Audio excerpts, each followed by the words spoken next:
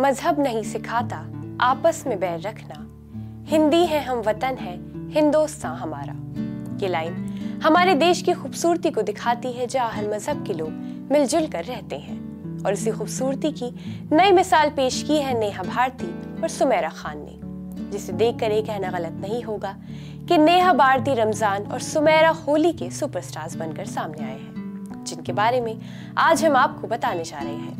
आदाब, आप देख रहे हैं आवाज वॉइस और मैं हूं आपके साथ अमीना माजिद। रमजान का पाक महीना शुरू हो गया है और होली भी बस आने ही वाली है। ऐसे में दिल्ली घराने की सुमेरा खान ने होली के त्योहार के मौके पर होली गीत गाकर सभी को मंत्रमुग्ध कर दिया। वहीं नेहा भारती पिछले 3 वर्षों से रमजान के महीने में जामा मस्जिद में रोजेदारों के लिए इफ्तार का आयोजन कर रही हैं।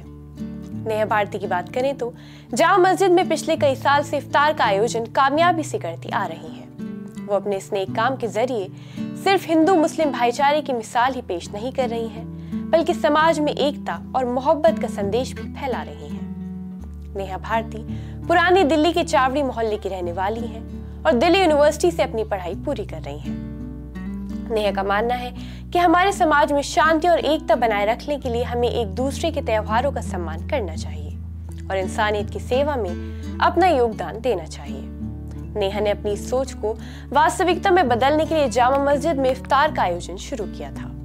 उनकी मेहनत और लगन ने उन्हें सोशल मीडिया पर भी पहचान दिलाई है, जहां लोग उनकी सराहना कर रहे हैं और उनके इस नेक काम में भी साथ दे रहे हैं। वहीं दूसरी तरफ दिल्ली घराने की सुमेरा खान की बात करें तो वो होली के मौके पर होली गीत गाती हैं। सुमेरा ने भारतीय संस्कृति और संगीत की एकता को दर्शाते हुए अपनी गायन कला से होली के गीतों को जीवंत किया है।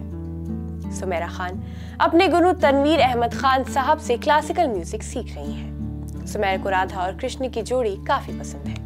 वो बचपन से ही हर तरीके के गायन की इच्छुक रही हैं। सुमेरा खान का कहना है कि संगीत कोई मजहब नहीं जानता, ये सिर्फ दिलों को जोड़ता है और भावना को व्यक्त करने का एक जरिया है।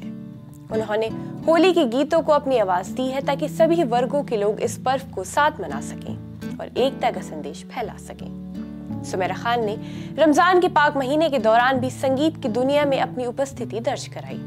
रमजान के रोजे रखते हुए सुमेरा ने हिंदू पर्व होली के अवसर पर होली गीत गाए, जो सांप्रदायिक सद्भाव और एकता का प्रतीक बने। अगर आपको हमारी वीडियो पसंद आई हो तो ऐसी वीडियोस के लिए हमारे चैनल को सब्सक्राइब करना न भूलें।